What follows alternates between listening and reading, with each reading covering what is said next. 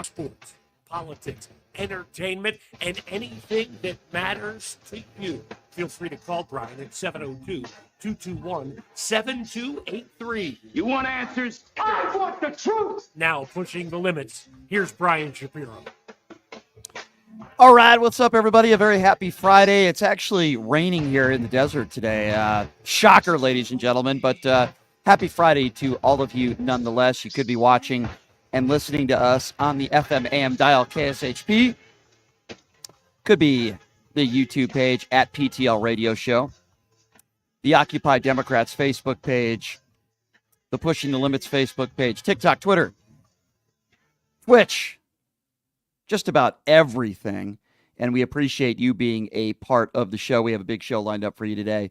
A lot to get to, a lot to go over. In just a few moments here, we're going to be joined by former presidential candidate and former congressman out of Chicago, Joe Walsh. I know he has some very strong opinions, as do I, to these people that are chanting death to America, these protests around the country that have seemed to fizzle down a little bit.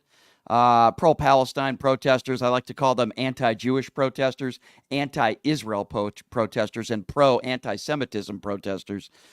Name it what you want. So we're going to talk a little bit about that with Joe Walsh. The interview that I think could save Joe Biden happened earlier this morning. Joe Biden did an interview on Howard Stern's program, and I think it could save his candidacy. We'll talk a little bit about that. We have some audio of it, very forthcoming interview. So we'll get to that and much, much more. But I figured what better person to start off the show today.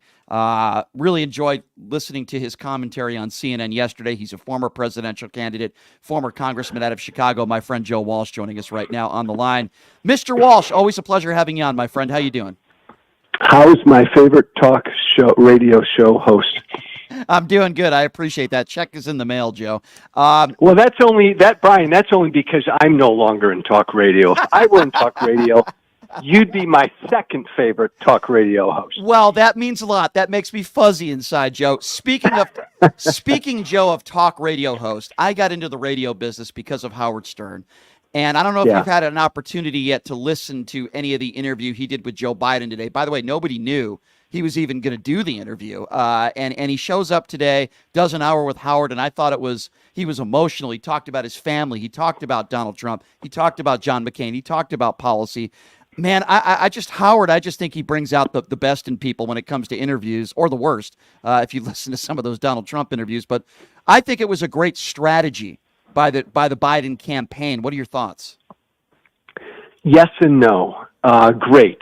And I'm sure Howard Stern, who desperately, not desperately, who very much wants Biden reelected to keep Trump out of the White House, I'm going to imagine it was a fairly easy softball kind of an interview, and that's fine. There's a place for that.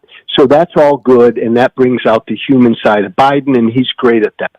But, Brian, I'm convinced, man, and I say this as someone who would give up my 8 fingers and 2 thumbs if I could keep Trump out of the White House.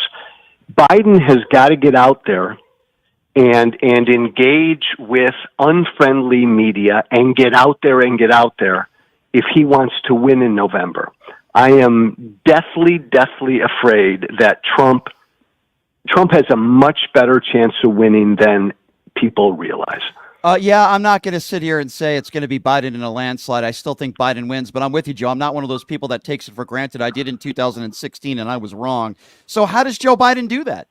Should he make appearances on Fox News? Should he make appearances on Newsmax or OAN? How does Biden do that? No. What should he do? No, and I again, OAN, look, if I were running for president, I love going anywhere. I'd go into the Lions Den. I don't expect Biden to do that. I'm just saying Biden's got to put himself out there on ABC, NBC, CBS, New York Times, Washington Post, and field questions. Come at me with all you got. That kind of media. He doesn't even need to go on Fox News if he doesn't want, though I wish he would. Yeah. Brian, I've said this from the beginning. Donald Trump has nothing to prove to the American people because everybody knows who he is. Right. And it's up to the American people to decide if they want that piece of back in the White House. Yep. Yep. But Biden does have something to prove, Brian, if he wants to win. He has one obstacle, and that is too many Americans wonder or question if he's up to the job. And if he's not out there showing people he's up to the job, I fear he may lose. Very fair. I think that's a very fair thing to say, and I'm with you on that 100%. Let's talk a little bit about, you've been outspoken, especially on social media and on CNN, talking about these pro-Palestinian rallies. I wouldn't call it that. I would call them pro-anti-Israel, anti-Semitic rallies. I think we'd agree on that. But let's talk about free speech. Should you be allowed in this country to chant out death to America, death to Jews, death to Israel? Is that free speech or is that a threat? Should we allow that, I guess is my question. You and I may differ on this. I'm a free speech absolutist. I think as an American, you have a right to say death to America. As an American, you have a right to burn the American flag. As an American, you have a right to say, I stand with Hamas. Mm-hmm. So I don't believe we should shut down that speech. I think we should condemn that speech and defeat that speech with better speech. But no, I don't want to. I don't believe the answer to what's going on our college campuses right now is to try to shut down this stuff. Okay, let's take it a step further then. I understand where you're coming from, but we're not talking about public property per se. This is private property. So can't the university say, if you're going to chant death to Jews or death to America, we are going to 86 you from the property. You can't go to school here. Would you be okay with that? I'm not talking about a public sidewalk or a public park. We're talking about universities, which are private property. So this, Brian, this is the great question. This then is the gray area. So yes, in my book, a university has a right to say, these are our rules when it comes to speech. This is what is allowed, and this is what is not allowed. And if you say death to America or death to Jews, that's not allowed. I believe a company, a private institution, or a university has a right to say that and make that their rule. And how do we address free speech controversies like that? Well, if the student is upset with it, he takes that university to court. Right. But yes, Brian, I'm with you. A university has a right to have their rules. Okay, so we agree, but what do you make of some of these universities and the way they're handling this? I think has been an F-, where it took them several days to get people off campus, and they're canceling classes, and in some cases they're considering canceling graduation. I think this is an embarrassment. You can't let these people win. Completely. And Brian, you follow me, you know me. I am like off the charts pro-Israel.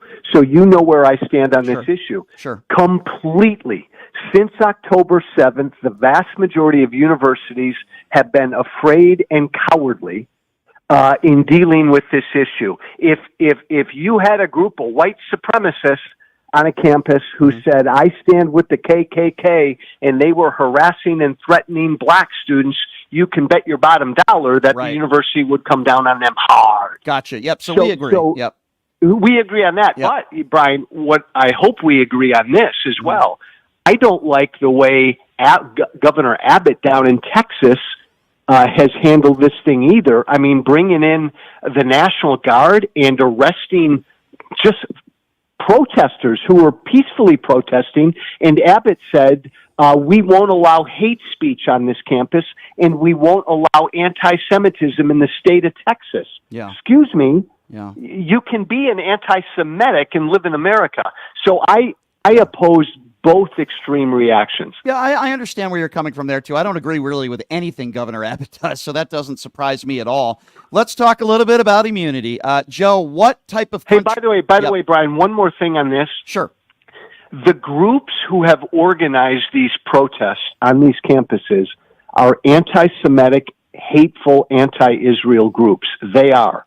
I think most of the students who have been protesting are well-intentioned, naive, uninformed, just reflexively, Israel's bad because they're the oppressor. Agree. I I think most of them mean well. They're just not up to speed on the issue. I said exactly that on the show yesterday. We played audio from some of these students who had no idea why they were even there. They're uneducated. They're ill-informed. I don't believe that they're all anti-Semitic. I think some of the organizers are, but I completely agree with you 150% on that. They just want a reason to protest something, and they're stupid, late teenagers, early 20-somethings, and they don't understand what they're doing. Let's talk about immunity. What type of country are we living in now where the former president's attorneys are speaking in front of the Supreme Court, making the case that a former president or a current president that leaves office should have full immunity? And I mean, I can't even believe we're having this conversation, Joe. What is going on here? So I'm on CNN last night with a panel of lawyers, and I didn't get to talk very much because we were talking about the trial. Right. But I wanted to scream the whole hour at how effing absurd this whole thing is. I mean, think about, you just said it, Bri. While Donald Trump sat in a courtroom in New York City, he had other lawyers in Washington, D.C., think about this, making the case to the Supreme Court that Donald Trump is above the law. I mean, that's what they were arguing. And it just infuriates me because I come from Trump world and all the Trump supporters hate me, but absolute immunity means you're a king, you're a dictator. We don't want that in America. Yeah, you're right. And Justice Jackson was phenomenal. Justice Alito, I think, is a complete embarrassment. But it doesn't appear to me that the Supreme Court is gonna allow this to happen. Thank God. Arizona abortion, they've overturned a law from like 1,000 years ago. That's the good news, Joe. But you said something interesting on social media, which I agree with. Voters have the right to know about a fake electorate scheme, right? They have a right to know, and sadly, they're not going to know because this Jack Smith case and other cases are going to happen after the November elections. But you make a good point there. People deserve to know. CNN did a poll, even a fourth of Trump supporters right now, a fourth, which is substantial, say they would reconsider if Donald Trump is a convicted felon. Now, that's in regards to the hush money case, but also cases moving forward that are not going to happen until after November. The voters deserve to know, don't they? Trump caught such a break, Brian, that this first trial. And you, I remember when this indictment came down last year, I was pissed off because I said, come on, the guy tried to overthrow an election. We're going to also indict him for trying to pay off a porn star. But Trump caught a break because this will be the only trial that he goes through before the election. Yeah. And Brian, most Americans do believe like this one's shaky, and the Justice Department decided not to go after him on this one, blah blah blah. But you're right. Every voter voting this year should know if one of the candidates was convicted for trying to overthrow the last election. Right. And we're not going to know that before this election. That's just a disgrace. Complete disgrace. I couldn't agree with you more, Joe. And before I let you go, love your podcast, White Flag. Talk to me a little bit about upcoming guests that you got on there. You've had some great guests. What do you got coming up? We're going to get into hard in the next week or two, both of the issues that you and I just talked about. Mm-hmm. Well, one of them close. We're going to get into what's going on the college campuses. I'm going to get next week, a hardcore Palestinian activist, and I will respectfully go at it. And then I'm going to invite the following week someone who wrote a really great article saying that Joe Biden should not debate Donald Trump. And I think he should. By the way, where do you stand on that? Throw me that again. What would be the question? Like, if you were advising Biden, right, would you tell him he should debate Trump, or forget it, ignore Trump, don't debate him? That's a good question. He has to debate Donald Trump. That's not up for conversation. I would be a little concerned with, listen, Joe Biden's 81 years old. We don't need to go into that. I'm concerned with that, but at the same time, he has to do it, Joe. If he doesn't debate Donald Trump, he's going to look like a coward. He's going to be, people are going to say, well, you called, Donald Trump a coward because he didn't debate Nikki Haley and Ron DeSantis. Yeah. Look at your boy, Joe Biden. He absolutely, I think we should do one. Don't do two. Don't do three. One debate for 90 minutes, no interrupting, just straight up get through it and try to get through it. If you don't gain votes, that's okay. You just don't want to lose voters. You want to do good enough to just get through it and not move the needle. And I think he's got to do that, Joe. He's got to do it. I completely agree. Yeah. So we're going to go at it on that issue as well. Mr. Walsh, before I let you go, I just want to say I do have one thing over on you. InfoWars did do a 30-minute hit piece on me last week. So have they ever done it? Did they really? Yes, they did. Did they ever do a hit piece on you? I don't think they have. Not yet. I don't think they have. Good for you, Brian. Mr. Walsh, I love you, man. Have a great weekend, okay, buddy? Thanks. Take care. Thanks, boss. Bye. Bye-bye. There you go. I love that guy. Former presidential candidate, former Chicago Congressman Joe Walsh. Always tells it like it is. I keep saying CNN should hire that guy to do a show. He's on there almost every day anyway. Why not just do a show? Hire the guy. He's better than a lot of the people on CNN right now. Give Joe, I'm begging the people at CNN right now, please give Joe Walsh a show on CNN. Please sign him to a contract. He's got tons of credibility. This is a guy who's a former congressman. He's on the right side of history. He's extremely intelligent with a huge Rolodex. He knows Jim Jordan better than anybody. He used to work with him. He knows all these guys. Please hire Joe Walsh. I'll watch the show every night. Thank you to Joe for joining us, and his podcast is phenomenal, by the way. All right, so here's what we're going to do, ladies and gentlemen. When we come back, Ileana Dropkin's going to be joining us in studio, and I alluded to this with Joe Walsh. The Howard Stern interview with Joe Biden today I thought was fantastic. Now, I understand what Joe Walsh is saying in that, Howard Stern didn't really press him on some stuff, didn't give him any criticism. Okay, I understand that. That's fair.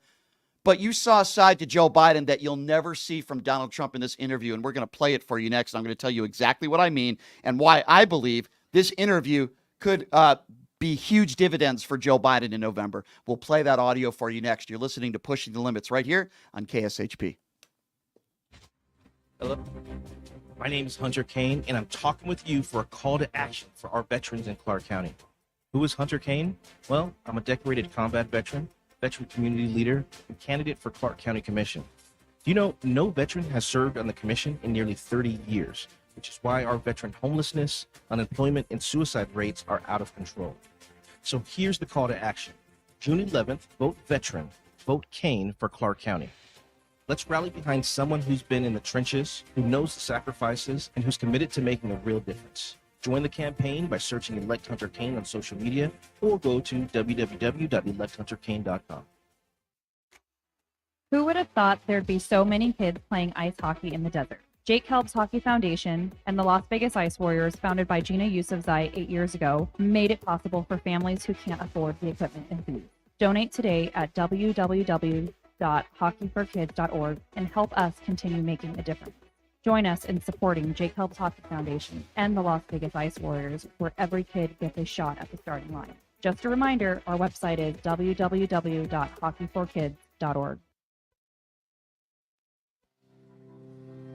Did you know that 99% of air conditioning issues start with airflow issues? Well, guess what? Pioneer Air has your back. They've been operating for 20 years in the industry within the Las Vegas area, large enough to handle all your air conditioning and heating needs, but small enough to know your first name. Pioneer Air focuses on preventative care, much like wellness checks for humans. They believe in wellness checks for air conditioning and heating systems to extend the life of the system you own. So what are you waiting for? Schedule your wellness check with Pioneer Air today. The number to call is 702-831-4840. Here's the best news. Mention this ad and you'll receive 10% off. Call Pioneer Air today. 702-831-4840. That number again, 702-831-4840. Residents of Las Vegas Ward 5, are you ready for a brighter future? I would like to introduce myself, Dr. Erica Smith, your people's choice for City Council. With a vision for progress and the fortitude to make it happen, I'm committed to moving us forward. I am not just a candidate, I am a fighter for you. With myself on the City Council, you can expect a real change and a community that thrives. Vote for Dr. Erica Smith because together we're building a better tomorrow. To learn more about me and my campaign, go to www.ericaforlasvegas.com or by the Vote Dr. Smith committee. Voters want safe gun reform, ban military assault weapons, including AR-15s, have universal background checks, and red flag laws. I am Eva Chase, a candidate for Nevada State Assembly District 16, U.S. Air Force veteran, college graduate, progressive independent candidate, fully transitioned transgender woman, former lieutenant governor candidate for Nevada in 2022, where I received 7,212 votes in the Democratic primary. Follow me on Facebook, X, Instagram, TikTok. Donate to my campaign bot fund account and stay progressive. Hey, everybody, are you struggling to find a pizza place that reminds you of Brooklyn? That true blue New York style pie? Well, worry no more. Stallone's Italian Eatery Pizza is a knockout. We're located at 467 East Silverado Ranch Boulevard, just off of Premier Road, half a mile east of South Point Casino, just minutes from the Las Vegas Strip. Come by and grab a slice of pie. Plus, check out our Brooklyn-inspired Italian cuisine. Our sandwiches are super. Hero, that is. Because why be a sub when you can be a hero? Stallone's Italian Eatery is here to serve you phenomenal food, Vegas. Forget about it.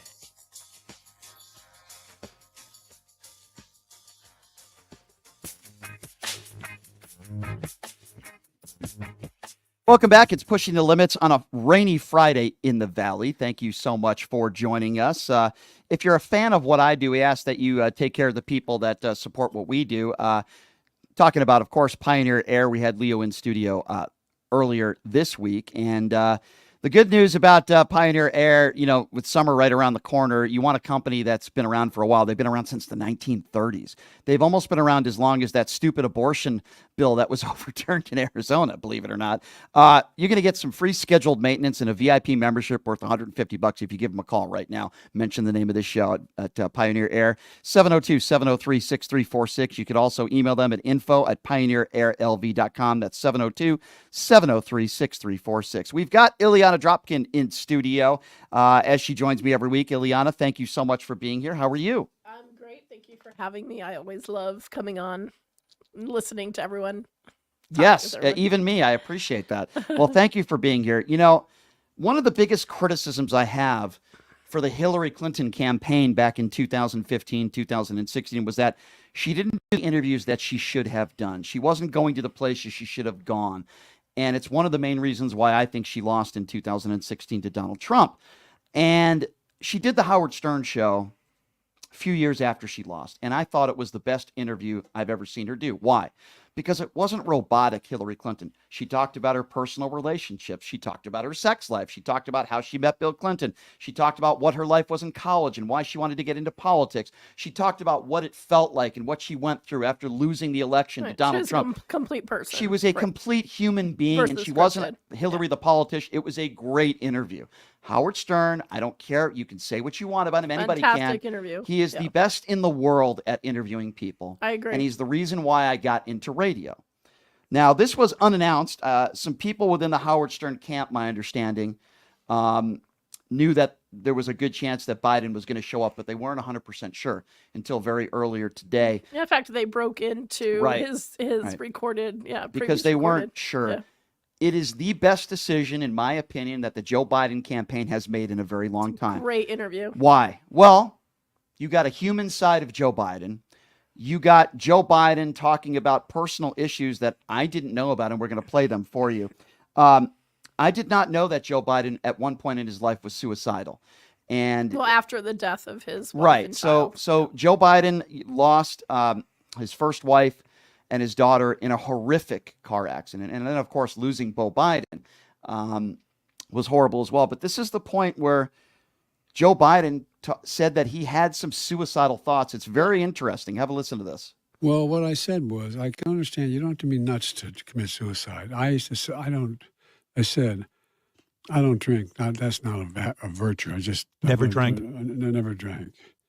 And I used to sit there and think to myself, I'm just going to take out a bottle of scotch we always had liquor in the house. And I was going to just drink it and get drunk. And I can never bring myself to do it. And I actually thought about, you don't have to be crazy to commit suicide. If you've been to the top of the mountain, you think it's never going to be there again, And just a brief moment, I thought maybe I'd just go to the Delaware Memorial Bridge and jump. But but I had 2 kids. I mean, it wasn't. Don't get me wrong. I wasn't like I gotta commit suicide. It was like you've been to the top of the mountain and it's never going to happen again. You're never going to be okay. But I had, and I had, and my boys. When we started to date Jill. We started to date Jill. Well, you did. Didn't the boys give you permission to date Jill? More than that. Yeah. They came in one morning. We used to be drive to school. We dropped them off at school. Tommy Lewis and then dropped me at the station. Just total humility. And I don't think a lot of people knew that about Joe Biden, that he was contemplating it. And the thought entered his mind, getting drunk and then jumping off a bridge. And he didn't do it. The main reason because of his boys. Right. And this was before he met Jill, of course. Yep. That's a moment that, Donald Trump would never talk like that. I know they're 2 completely different people, 2 different. Donald Trump has no moral compass. I can go on and on. But the point I'm making is, when you hear Joe talk like that, I think it's his finer point. When he talks about loss, when he talks about the struggles, and he's being honest. Well, and it's relatable. I know when we lost my little sister to cancer, my dad was also, suicidal for a bit of time, and so was my grandfather. Like, Right. it was just, I mean, it was such a bad time. So when Biden was talking about that this morning, it's definitely relatable, and it actually made me tear up listening to him. And then there was a point where he actually teared up. Yeah, I'll play that. But I think that when you hear somebody talk like that, anybody who is a decent human being is going to be able to relate to it. And I'm sorry, Donald Trump is not relatable. Whenever, which is rare, he talks about his family ever.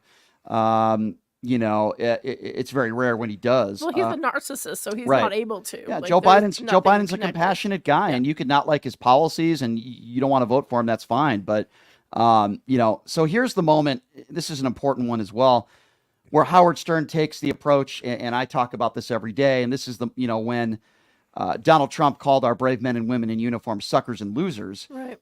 Wouldn't go to the cemetery because it was raining. And as we know, Joe Biden, being the decent human, he had a really close relationship with John McCain. They were lifelong friends. And they start talking about John McCain. They start talking about the suckers and losers comment.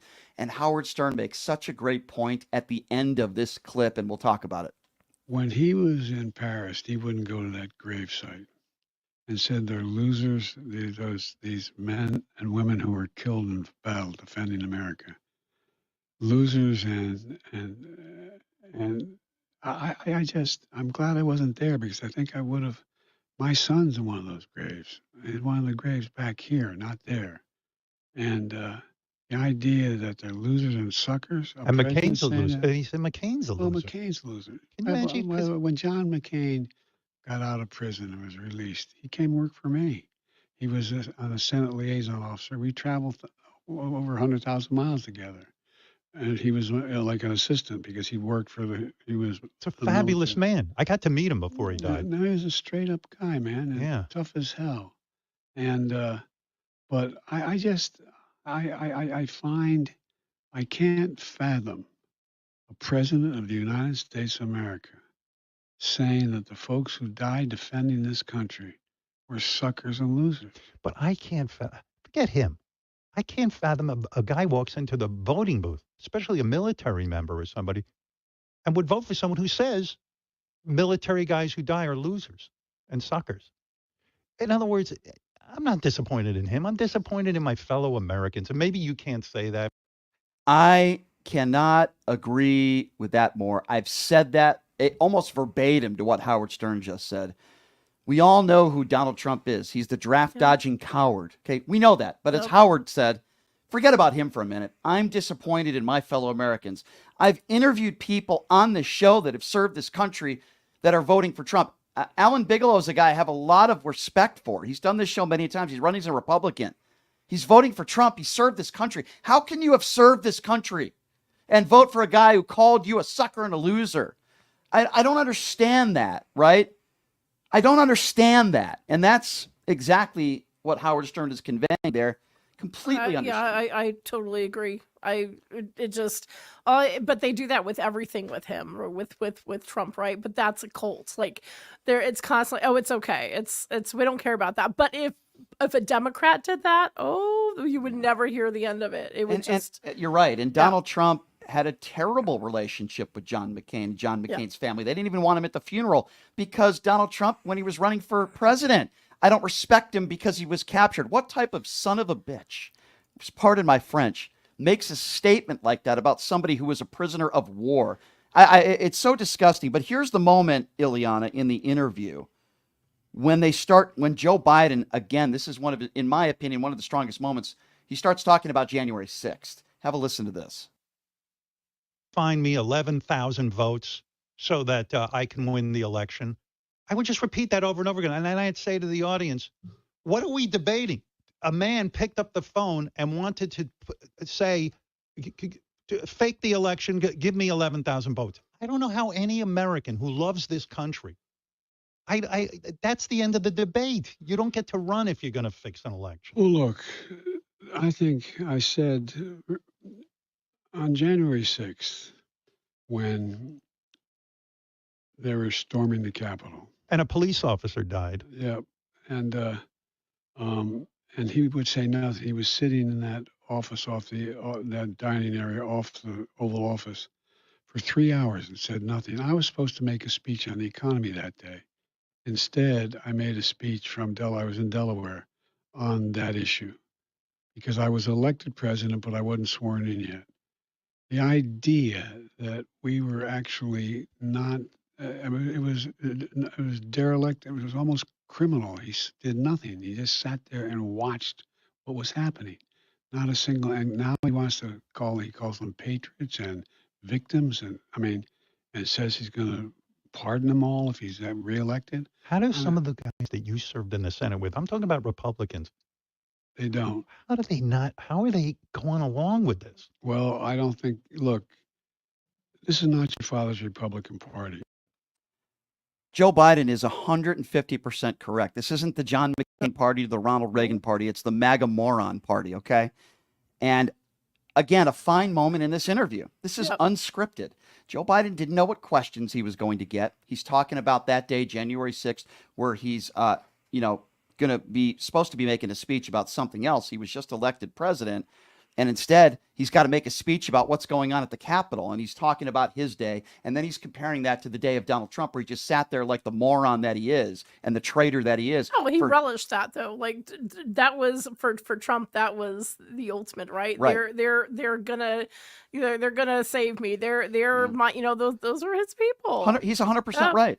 Yeah. And I love the fact how he's describing his day, how his day changed. Very different. And he's elected president, but he's not in the White House yet. And then how Donald Trump sitting his fat ass in the White House, and he's sitting there and doing nothing for hours. Joe Biden is 150% correct. Well, one's a leader, the other one's not. Right. So it's a stark difference. And I want to say I got to meet John McCain on a couple of different instances, very, very close, very small gatherings, and he was lovely and so much funnier in person than you got the sense of. I had one interaction with John McCain, and I'll share it with you real quick. This is when he was running against Barack Obama, and at the time I was a reporter, and regretfully I was a reporter at a right-wing radio station that I wish I never worked for because there are a bunch of scumbags over there. But anyway, John McCain was running for president. And, I wanted to ask him some local questions. I got a chance to ask him several questions. I shook his hand. And the first thing I noticed was the shaking. Yeah. And I'm like, wow, this guy's really messed up, from being a prisoner of war. And I had so much respect for him. I was almost intimidated. Here's a guy who risked everything for our country. And I like John McCain. I liked him then. Me too. And I always will respect his service. I had a lot of respect for him. I also liked Barack Obama as well. Me too. I liked both of them. I didn't like Sarah Palin, but I had respect for John McCain. And they have respect for each other. That's the lovely thing about it. He had some criticisms for online gambling and stuff and sports betting and all that stuff. So I asked him about that because I didn't like his position on that. I asked him, what he took away from the time that he did serve. Asked him about Barack Obama. He was very respectful to me. Yeah. He shook my hand. I said, thank you, Mr. McCain. He said, no, thank you. And I'll never forget it. And I have a picture. That was in the Review Journal that I kept of me asking him questions. And it was a very special moment for me because he's a hero. He is. And I'll never forget that. I've read both his books, and me being a Democrat doesn't matter. I think he's fantastic. Yep. And he is. And that was at the Venetian, by the way. And one of my favorite things is after when Barack Obama was eulogizing him, how I had, like, I don't think it ever came out publicly that McCain was in the Oval Office every month Yeah. with John Obama. John Like, McCain would yeah. have been a good president. Yeah. I have no doubt. I don't Well, like Sarah Palin, but he was a lovely human. he would have been a you good know. president. And I'm not a big fan of his daughter. His wife is a very classy lady. So anyway, respect to John McCain and Yeah. respect to Joe Biden for bringing up John McCain's name and talking about that. What's the biggest issue with Americans with voting is obviously the economy. Number 2 in most polls is Roe versus Wade is abortion, right? So here's where they start getting into abortion in this interview. Have a listen to this. Well, it's a really extremely conservative court, maybe the most conservative court in modern history. And, one of the things that when they struck down Roe v. Wade, saying that it was not federal constitutionally guaranteed, it was a state issue. States could make those judgments. I think they don't, and one of the justices, Clarence Thomas, said it's not that women don't have a choice. They can, in fact, change it if they, in effect, at a state level, but we'll see if they have any power. Well, they ain't seen nothing yet. You're going to see what will happen. If I'm elected president again in the second term, we're going to be able to overrule them, not overrule. We're going to be able to make Roe v. Wade the law of the land again because based on every state in the union being able to judge or get a majority vote in the Congress. Do you think we can do? You think that I can think be we done? can do that because I think there's going to be a real lesson learned on the mega Republican side of the aisle because we're going to see a whole hell of a lot of state referenda, and they're going to want to restore it. Yeah, make no mistake about it, Mr. President, you're 150% correct. If MAGA Republicans had their way, abortion would be illegal everywhere, in my opinion, with no exceptions for incest or rape. The only reason why they overturned it in Arizona is not because some of these MAGA Republicans care about women and their health. The only reason why they did it is because they understand that it's bad for the party. They don't care if it's bad for the country. It's bad for their party. It's a losing cause. Well, let's put it that there was only 3 Republicans that joined the Democrats in reversing it in Arizona. It wasn't exactly like the Republicans came. It was 3. That's a good point. It was only 3. It was 3. You're absolutely right. Make no mistake about it. These people are sick. I don't care whether you call yourself anti-abortion. I don't like to use the term pro-life. This isn't about abortion. No, this is about right healthcare. versus wrong. If a young girl is raped, she should be forced to have that child. Like healthcare, because you have women who are coming in who want the baby, but because of something going on, their life is in jeopardy. So the doctor is saying, no, I can't do anything until you're on death's door. Let me explain how despicable some of these Republican scumbags are. There was one elected official, a Republican, who said, well, they can just get on a bus and go to another state. When the question was asked, what if a young girl is raped or the victim of incest? Well, just let them go on a bus. That's how despicable some of these radical MAGA Republicans are. This was the point in the interview. We only have a few more cuts left here, and then we're going to take some phone calls. This was the moment in the interview where Joe Biden got choked up, and he was talking about his son, Beau. And again, to me, this is when Joe Biden and by the way, I thought he did a phenomenal job in this interview. He wasn't stumbling over his words. He was ad-libbing on point, and Howard did a great job in the interview as well. I think if everyone listened to this, like, how could you not like the guy? You may not agree with his policies. How could you dislike him to the point where you're... go ahead. No, that's okay. But yeah, I agree with you. And this was the point where he's talking about this made me cry. The loss of his son, Beau. And it goes on for a while. I wanted to give an important clip. And this is the point where Joe Biden's his son is on his deathbed, and they're literally lying in the bed with his son, knowing that he might only have hours to live.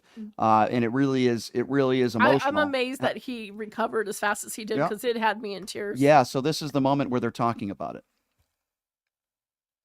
Last thing he said before he passed away, I mean, literally we were in the hospital bed, Hunt and I with him, lying in bed with him. He looked at me and said, I'm not scared, Dad, it's okay. I'm not scared, it's okay. He was gone within... Anyway. Wow. Yeah. You've had to deal with a lot of loss. Well, there's a lot of heroes out there that dealt with what I've dealt with and more without the family I had, without support. I'm not joking. No, I know There you're are not. thousands of heroes get up every day, put one foot in front of the other. And they got nobody. They got nobody to help them with that child that survived or with that, whatever it was. And they're incredible. I mean, that's a really emotional moment. And he's, again, Joe Biden is speaking from the heart. He's talking about very personal too. He's talking. I don't think he's ever. I think he spoke a little bit about that in his book, but this But is not like that. No, I mean, this is the last hour of Bo Biden's life, and the last thing he said, Bo told his dad, Joe Biden, was, "Dad, I'm not scared anymore." And another interesting moment in this interview is Joe Biden explains why he ran for president and why he remained in politics, and he said it was because of Bo. Yeah.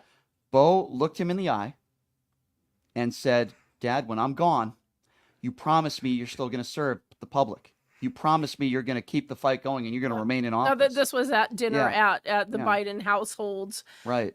right before he got to the point where he was incapacitated and needed to be hospitalized. So Yeah. he knew, Donald Trump didn't run because a member of his family told him to run. Donald Trump ran, and I hate to even bring that bastard up, but the only reason why Donald Trump ran is for Donald Trump. Yeah. Joe Biden didn't run for Joe Biden. No. Joe Biden ran, and he said he ran, and I believe him. He ran because he made a promise to Bo, because Bo made him promise, don't leave public office. Because it was Continue going to serve. eventually be Bo, and that's what Biden also said, is that it should have been his son sitting there. Right, not and him. it probably would have been. Yeah. From everything that he said about his son, Bo. He's a I hero. followed Bo Biden right up until even after he Seemed got like a sick, really yeah. intelligent and a Yeah. brave young man, and it's really sad what happened to him. So there's going to be a lot of people on the far right, MAGA Republicans, say this was a puffer interview. Here's what I would say to you. Even if that's your opinion and you don't think Howard Stern asked him any challenging questions, Donald Trump does puffer interviews every day. You won't hear Donald Trump talk like that. You won't hear him talk about his family the way that Joe Biden did. You won't have Donald Trump talk about, the humility, what it takes to Or just serve. the values, like You what won't they hear him- believe. Yeah, you won't hear Donald Trump rise to that level of a human being in any interview. So even if your criticism is, well, geez, Howard Stern didn't really press him on anything, even if that's your criticism, and even if some people would say that's a fair criticism, Joe Biden is the one who showed the humility. You can't get that out of Donald Trump because he doesn't have any humility, and that's the point I'm trying to make. This interview wasn't to press about policy or anything like that. It was to show the human side. That's what Stern does. He did that. Right. He did that with Hillary everyone. Clinton. He doesn't go on there and he's not adversarial with people. And even when before Donald Trump ran for office, Donald Trump only talked about sex. He only talked about a woman's looks. He even talked about his daughter's looks. If she wasn't my daughter, I would probably date her. A woman can't be a 10 if she's flat-chested. This is the stuff that came out of Donald Trump's mouth. If Donald Trump wanted to not answer those questions, or if Donald Trump wanted to talk about, how great his family was, which they're not, how great his kids are, which they're not. If Donald Trump wanted to do that, he had the opportunity to do it. He didn't do that. He'd rather talk about a woman and sex and all the women he's been with. So this was the end of the interview. And this is Howard Stern, the king of all media, praising Joe Biden. Yep. Howard Stern is a Joe Biden supporter. I'm a Joe Biden supporter, probably for a lot of the same reasons why you're a Joe Biden supporter, or Howard Stern But is even if you're not a Joe Biden supporter, you have to admit he is a good human. Well, that's what I was just getting to. Yeah, the same sorry. reasons. Yeah, no, that's okay. No, that's all right. The same reasons why you are or why Howard is. Yeah, we'll like some of his policies and where he stands, his moral, but he's a decent human being, as you said. That's why we're supporting him, and that's why Howard Stern is supporting him. And I felt that way about Bush Senior, about Junior, about I can cross the aisle, and I didn't vote for them, but I think they're good humans. Well, George W. Bush and Bill Clinton have a friendship. Yes. They have a relationship. And it's quite beautiful, right? Yeah, Like you have people who were adversarial. Same with McCain and Obama. I thought that was so Obama and amazing. Obama and the Bushes that were sitting together at the. By the way, what a beautiful speech that and the Clintons. What a beautiful speech that George W. Bush Yeah. and Barack Obama made at John McCain's funeral. Yes. It was John Yes. McCain who wanted Barack Obama to Yep. make a speech at his funeral. They didn't even want Donald Trump at the funeral, by the way, rightfully so. So this is the end. Let me get to this. This is the end of the interview where Howard Stern is giving praise Right. to the current president. This is the end of the interview. Have a listen to this. I want to thank you for doing this today. I want to thank you for your compassion. You know, when I think the reason I'm so excited to talk to you was because I wanted to understand the tragedy in your life and how you dealt with it. And you're the kind of leader I love because we're lucky to have you in the Oval Office and serving as the father of the country. Because if you're a good father to your family, which you are, I know you'd be a good father to the country. And I want to thank you for providing a calming influence, an organized administration post-COVID, getting that vaccine out. I remember what the world was like at that point, getting NATO, getting us to feel comfortable, standing up to Putin. I could read your greatest hits, but I'm being given the high sign. But the incredible large growth in the jobs, unemployment rate down. I don't know what people are looking for in a president, or maybe it's that people don't feel like they're getting enough or something. I don't know what it is, but I'll give you your greatest hits. The lowest uninsured rate in history. 4 out of 5 Americans are covered for less than $10 a month. Knocking off a few ISIS leaders, cutting the emissions in half. I mean, you've always been an environmentalist. Geez, even the marijuana reform laws, enough with sitting there and fighting that battle. Respect for Marriage Act. What the hell is with people with this gay stuff? Who cares if someone's gay? I mean, how is it affecting anybody? People in love, it's good, right? So here's the comment of the interview by Stern, in my personal opinion. If you're a good father to your kids, Right. and I know you are, which, by the way, Howard Stern is correct. Joe Biden is a good father. You could hear the voicemails that he left to Hunter Biden where the right-wing media mocked him for saying, I love you, pal. I'm here to help you. Joe Biden is a good father. Howard Stern, if you're a good father to your kids, Right. I feel like you're going to be a good father to the country. Doesn't that stand tall? Can anybody on the planet say or think that Donald Trump is a good father to his kids? He throws them under the bus in a heartbeat. And I thought that was a poignant moment in the interview. And he did list some of the accomplishments of Right. the Biden administration. All in all, Ileana, thought Joe Biden did a really good job. He did. I'm not surprised with Howard Stern. This No. is what he does. He is the Yep. master at getting down to the humanizing, Right. Getting to the core of somebody. I'll tell you, my husband's a huge Howard Stern fan. I never was, but I love his interviews. I don't really care for his show, but I will listen to him interview all Well, day, there's all some night. people that'll say he's changed and he's liberal now. No, I know this is he's listen, grown up. Listen, Like, I don't think he's grown up I either. think he's grown. Listen, We all have. We all grow. I've been listening to Howard. Here's what I'll say to that. I've been listening to Howard Stern religiously for 30 years. First thing I always admired about him is what we just listened to, the Yep. way he interviews people. For those of you that think he degrades people and he just gets women naked in studio, I can be the first one to tell you, and I'm not saying I enjoy watching this, but there's more male nudity on this show than female nudity, okay? He's an equal opportunity offender. He is not Rush Limbaugh that'll go after Right. just one group of people, okay? There's a difference. The first person that Howard Stern makes fun of is himself. He's into self-deprecating. It could be the size of his genitalia. It could be his looks, whatever. The first person Howard Stern makes fun of is himself. Number two, he makes fun of every race, everybody. And he never forces a woman to do anything. He's never been, for example, found liable for sexual battery, like the man who some of you MAGAs support. That's who Howard Stern is. There's He has a beautiful humanity about him. Sure, there's a Like, difference that's- yeah. between what Rush Limbaugh did for Yeah. years or what Don Imus did for years and what Howard Stern does. A fine line difference. Rush Limbaugh spread hate, right-wing Yeah. propaganda, and when he called a woman a slut or a whore, he meant it. Yeah. Okay, he meant it. It was about policy, like Sandra Fluke. So if people out there want to say, oh, look at what Howard Stern does, he spreads hate and bigotry. He doesn't. No, right. he doesn't. You don't listen to the show and you don't know what you're talking about. But this was a really good interview. Yeah.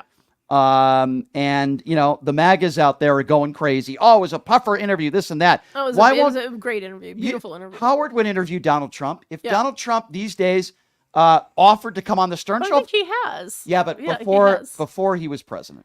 There was a reason why Donald Trump won't come back on. Right. Okay. There's a reason for that. They used to be friends. Okay. Yeah. There's a reason. Because Donald Trump is a coward. And he knows for sure. he's a coward. But Ileana, here's what I want to do before we take a break. I do want to take some phone calls on this. Maybe people think we're wrong. I think this is a poignant moment in the Donald Trump campaign for re-election. Why? Because this is the human side. Let's hope they use it well. Well, I hope so. And I hope he goes back on because he should before November. But Joe Biden needs to do more of these interviews. First of all, he's proven once again he could sit with somebody for an hour and answer anything. He talked about his personal life. He talked about laws. Everything. He talked about policy. He talked about January 6th, his criticisms of Donald Trump. He talked about his family. Joe Biden talked about how he, at one point in his life, was suicidal. Okay? So I want to open up the phone lines right now, and I want to hear what people think about this interview. I thought it was pretty darn good. 702-221-7283. And again, that number to call if you want to be a part of the conversation. Here it goes. 702-221-SAVE.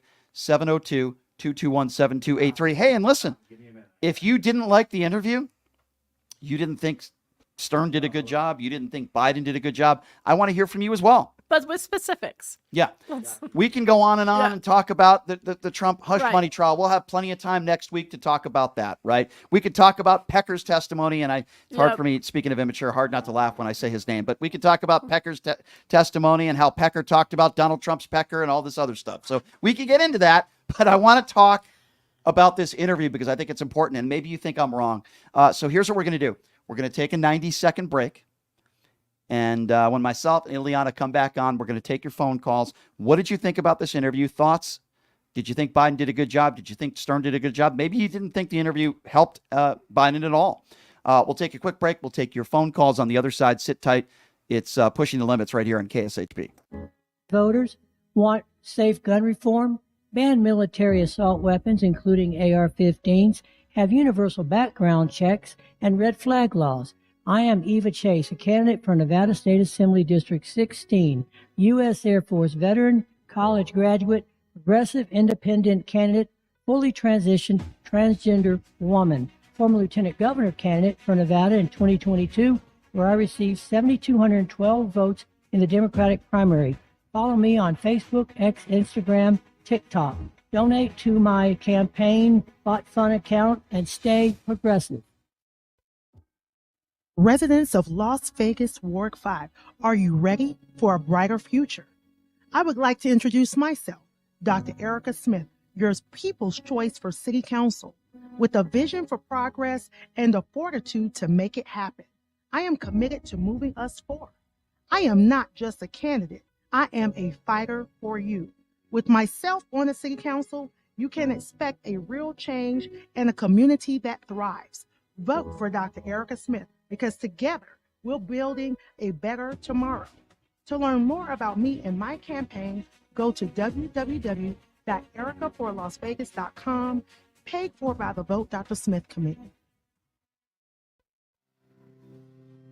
Did you know that 99% of air conditioning issues start with airflow issues? Well, guess what? Pioneer Air has your back. They've been operating for 20 years in the industry within the Las Vegas area, large enough to handle all your air conditioning and heating needs, but small enough to know your first name. Pioneer Air focuses on preventative care, much like wellness checks for humans. They believe in wellness checks for air conditioning and heating systems to extend the life of the system you own. So what are you waiting for? Schedule your wellness check with Pioneer Air today. The number to call is 702-831-4840. Here's the best news. Mention this ad and you'll receive 10% off. Call Pioneer Air today. 702-831-4840. That number again, 702-831-4840. My name is Hunter Kane, and I'm talking with you for a call to action for our veterans in Clark County. Who is Hunter Kane? Well, I'm a decorated combat veteran, veteran community leader, and candidate for Clark County Commission. You know, no veteran has served on the commission in nearly 30 years, which is why our veteran homelessness, unemployment, and suicide rates are out of control. So here's the call to action. June 11th, vote veteran, vote Kane for Clark County. Let's rally behind someone who's been in the trenches, who knows the sacrifices, and who's committed to making a real difference. Join the campaign by searching Elect Hunter Kane on social media or go to www.electhunterkane.com. Who would have thought there'd be so many kids playing ice hockey in the desert? Jake Helb's Hockey Foundation and the Las Vegas Ice Warriors, founded by Gina Yusufzai 8 years ago, made it possible for families who can't afford the equipment and food. Donate today at www.hockeyforkids.org and help us continue making a difference. Join us in supporting Jake Helb's Hockey Foundation and the Las Vegas Ice Warriors, where every kid gets a shot at the starting line. Just a reminder, our website is www.hockeyforkids.org.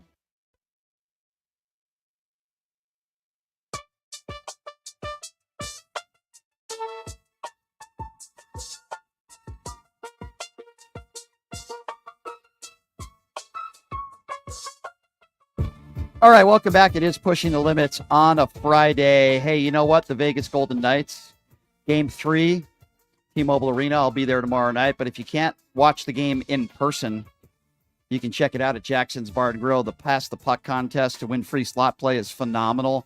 Great food, great atmosphere, great bartenders. My favorite gaming bar in town by far. Again, located at Flamingo and Jones. Check them out. Jackson's Bar and Grill. We've been talking about Joe Biden's interview. Howard Stern, in my opinion, the best in the business in doing that, and we're getting your thoughts on it. Phone lines are pretty packed right now, but a little trick of the trade here is when we go to the next caller, we have a phone line open. 702-221-7283. Ileana Dropkin joining us in studio. And what do you say we go right to the phone calls? Let's start off with Tom. Tom, what's going on, man? Hi, Brian. It's Tom from Syracuse here. I've called you several times in the past, and great show. Thank you. A couple things here I want to mention. First of all, Joe should debate Trump. Yeah. And he will do fine. Give me the Joe at the State of the Union address, and if that's the guy who we get at the debate, then he'll do absolutely wonderful. I agree. And the other thing is, I am a huge Howard Stern fan.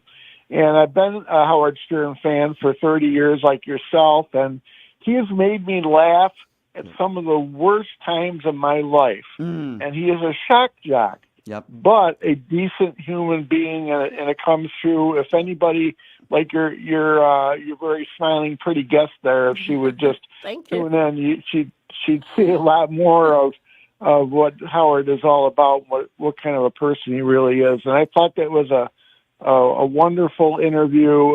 Couldn't have been conducted between two more wonderful people, Howard Stern and Joe Biden. Agree. Two talented people as well. And Tom, I appreciate you, my friend. You have a fantastic weekend over there in Syracuse, and look forward to your call again next week. Okay, thank you, Tom. Thank you. Okay, sir. Take care. Thank you. Bye. Yep. 702-221-7283. Let's go to Jonathan. Jonathan is next up on Pushing the Limits. Hello, Jonathan.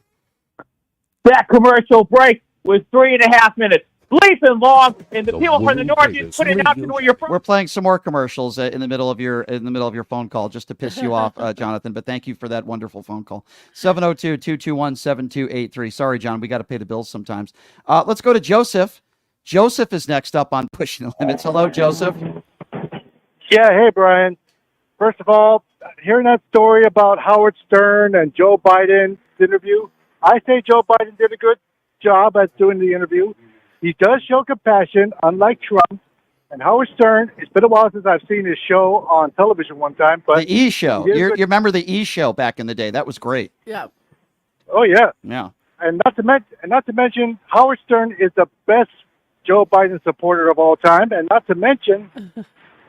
Everything that Biden says about Trump is true. He calls the soldiers suckers and losers. But me, personally, I say his son, Bo, He's more patriotic than Trump is. Hey, Joe, you know who the real suckers and losers are in this country? The ones that donate to the Donald Trump campaign and buy his $60 Bibles and buy his $400 sneakers and buy into the fact that they think he won the 2020 election. Those are the real suckers and losers and dopes in this country, not the brave men and women in uniform we serve. Those are the suckers. If you bought a $60 Bible and you donated to the Donald Trump campaign when he said he was going to fight the election integrity and the voter fraud, you are a sucker and a loser. And you're paying for his legal bills. Yeah. You're a sucker and a loser. What else is there to say? He's not paying for his own legal bills. Right. No, he's not. No. Yeah. Right, Joe? You didn't you didn't buy those $400 sneakers, did you? Oh, glad I did. I'm glad. And first of all, the thing about that, the one thing I'm worried about the Supreme Court is that there are 3 judges who are appointed by Trump, and the one thing I'm worried about those 3 is that they're going to get away scot-free. Right. And that's what I'm worried about, the Supreme Court. No, listen, I'm a little worried about that as well. I'm glad that Arizona overturned this ridiculous law back in the 1800s, but I appreciate the call, Joe. Thank you so much, and drive safely. It sounded like he was on a motorcycle or something. Drive safely, Joe. 702-221-7283. Let's go to William. William is next up on Pushing Limits. Hi, William. What's on your mind? Hey, what's up? Yeah. Listen, I want to talk about the guy that was in the basement that won the election that had a stuttering problem. You know who I'm talking about. The guy who won the election that has you're talking about Joe Biden? Yeah. I am so proud. Yeah, I'm telling you. I know what it is to have handicap. Right. And with him having had a stuttering problem, he's got more skin, more thick skin than Donald Trump. I agree with you. And here's a man, I agree with you, William. Here's a man who's 81 years old, who's had a stuttering issue his whole life, who, by the way, has helped other, particularly younger people with stuttering issues, William. Here's a guy who sat down on arguably the most famous talk show host on the planet in Howard Stern. He was calm. He was collected. He was reasonable. He was passionate. And William, I appreciate the call, my friend, and I agree with you 100%. They say he's in the bunker, the stuttering, this and that. Boy, he sounded pretty good in that interview, And didn't presidential, he? completely presidential. Respectful, presidential. Didn't call Donald Trump names, didn't go there. He's a real leader. Yeah, That's exactly. genuine. Exactly, a real leader. I agree with that, Ileana. Thank you for the call, William. I appreciate you. Have a great weekend. Let's go to Craig. Craig is next. Hi, Craig. Hey guys, Craig here. I actually work for Howard. I live here in Vegas. I'm a stand-up comedian, and I work for Howard out of Vegas. Is your last name Gass by chance? It is. I know who you are, my friend. I've seen your stand-up. You're very funny. Oh wow. Well, I'm Craig Gass, and I approve that message. I know. I know who you are, and you know who I am. How about that? How creepy is that, Craig? Anyway, I'm sorry. I digress. That's pretty cool. Go What a ahead, small Craig. world. Go ahead, my friend. I just got home to Vegas. I had worked on I was helping out with an interview thing earlier this week that Howard did with Pearl Jam, and I didn't even know this was happening. Like, no one on the show told me this was going to happen. And I woke up this morning to a couple of texts from people saying, "Hey, did you hear the interview with Joe Biden?" And today is not a show day. The show days are Monday, Tuesday, Wednesday. So this was like sprung on the audience today. Right. That Howard had this interview with Joe, and I thought it was amazing, and it really made me think a lot about how Howard really wanted Hillary Clinton to come in during the 2016 election, and Hillary was very hesitant about it. She finally came in. I think it was in the middle of Trump's presidency. She came in and did an interview. What a great interview! And one of the biggest reactions was that, God, if she had done this interview and humanized herself, it could have helped her. I say that, Craig, I say that all the time. I say that about that, and I said it today. She should have done that that's why I say it's so important that Joe Biden did this, and I think you'll agree with me. What years were you working for Howard? Oh, man, it's crazy. I'm back on the Howard Stern show now for the first time in 20 years. I started with him in 1995. doing celebrity voices on the show, and I was living in Seattle at the time. Then in '98, I started writing for the show, and when I started writing for Howard, I thought maybe I should move back to New York. So I moved back to New York and started writing for Howard. Picked up a couple writing gigs for Weekend Update and for Howard, and then it was in 2001 that I started sitting next to Howard to audition to be his sidekick, and they narrowed it down to me and Artie. And Artie got the job, and I started getting acting work, and so I just thought my time with him was over. Right. And then a little over a year and a half ago, I started working with Howard again. But I live here in Vegas, so everyone broadcasts from home on the show. And so I've got a mic kit that I travel with, and I join him whenever he needs me. And I'm on love that. usually That's very cool. yeah, every other month. I join him every other Craig, month. can I and, ask you this, Craig? You know, there are a lot of people out there that might say, and a lot of these are Trump supporters, that might say, Howard has changed. He's such a lefty liberal. I don't think Howard has changed much at all. I think he's still the same guy he was 20 or 30 years ago. Maybe he does a little more politics now than he used to do, but I don't think he's changed much at all. I think his views on social issues are the same they were 20 or 30 years ago. Would you agree?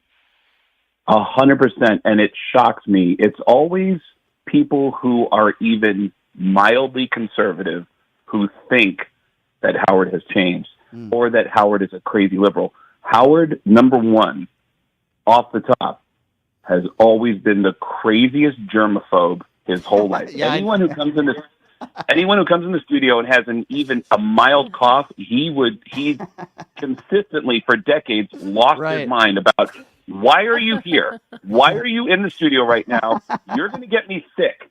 Get out. Like, he gets furious with people. So the pandemic was made for Howard. Howard just said, oh, okay. Yeah. Everybody has to go home. Yeah. You know, Craig, you'll appreciate Yeah. this, Craig. I've had Casey Armstrong on this show a few times. He's turned way Christian. Get out of here. I've had Casey Armstrong. He loves the show. He's come on a few times. I've had Baba Booey on. Jackie the Joke Man has emailed me. He'll come on anytime. He's come on a few times. I even had Artie Lang on once.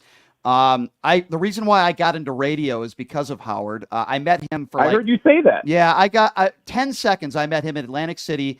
It was the Stuttering John fight against Crazy Cabby, who I think just passed away recently. Very sad.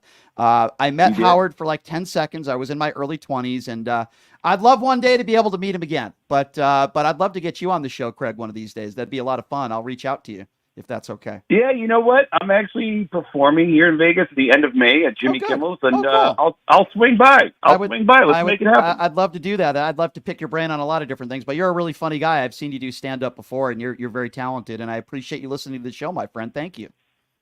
Yeah, it was very compelling. I was just making a Starbucks run, and I happened to come across the station, and I was like, cool. oh, my God, Well, I want to call into this station. I'm glad you did, Craig. I'm glad you did, man. I look forward to having you in studio, my friend, and I appreciate you calling in. Thank you very much. And how cool is that? All right, if you want to put me on hold, I'll get my information to your producer. Okay, let's do that. Thanks, Craig. I appreciate that. Yeah, I mean, That's awesome. I know who That Craig is is. so cool. Well, I'm a huge fan of the Stern Show, so I know Yeah. who everybody is. No, but the fact that he called in. Yeah, and very that, cool. That's It's very, very cool. 702-221-7283 is the number to call in. Who are we going to next here? Let's go to Roy. Roy is next up on Pushing Limits. Hi, Roy. Roy, go ahead. It's the dreaded 5-second radio delay that Roy is on right now. Roy, are you there? Yeah, I'm here. Okay, Hi, there you Brian. Hi, Liana. How you guys doing? What's up, Roy? Thanks for calling in. A couple of things. One, the excerpts that I heard from the interview were wonderful, and it shows two things that Biden has that Trump doesn't: a brain and a heart. Yep. It just came across real nice. Unfortunately, the right people won't care about it anyway, or I should say the wrong people. Right. Going to the Supreme Court for a minute, which is an absolute disgrace, and you listen to them, and now you know why there should be term limits on the Supreme Court. Yeah. But one thing I would say, it's very unfortunate if the January 6th trial doesn't take place before the election. But you know what? Everybody in this country saw what happened, knows what happened, and pretty much has made up their minds anyway. Yeah. And if people are stupid enough, and I mean it sincerely, stupid enough to vote for this man after witnessing what he did, and especially the Republicans in Congress, then you can't change their minds. You just can't fix the stupidity that the voters have today. You can't. Yeah, well, listen, I agree. I think Ileana does as well. Absolutely. And, at this point, I saw this poll on CNN yesterday, and it said 24% of people that support Trump now, if he's convicted of a felony, they might second guess. Good. If Anything he's helps. convicted. I mean, listen, anything helps, but if you're not second guessing yourself now, then I don't know when you will, right, Roy? But I appreciate you calling in, my Wait, friend. would you like to hear something funny for the weekend? Sure. Give me something funny. Okay. Melania is now selling Mother's Day necklaces Oh gosh. for $245. Oh gosh. And I thought it would be nice if she put in for the first 25 callers, I throw in a pair of sneakers and the Bible. Anyway. How about great weekend. how about if she sold all the used condoms every single time Donald Trump cheated on her? I'm sorry, that's disgusting. What a terrible joke. Thank Not you. only is it disgusting, you don't use it. That's true. Have That's a good true. He weekend, doesn't. guys. According to Stormy Daniels, he doesn't. Right. Good point. All right, we're going to Juggalo. Juggalo is next up. Juggalo. Yes, sir. Juggalo Patriots from PAA Podcast, sir. How are you?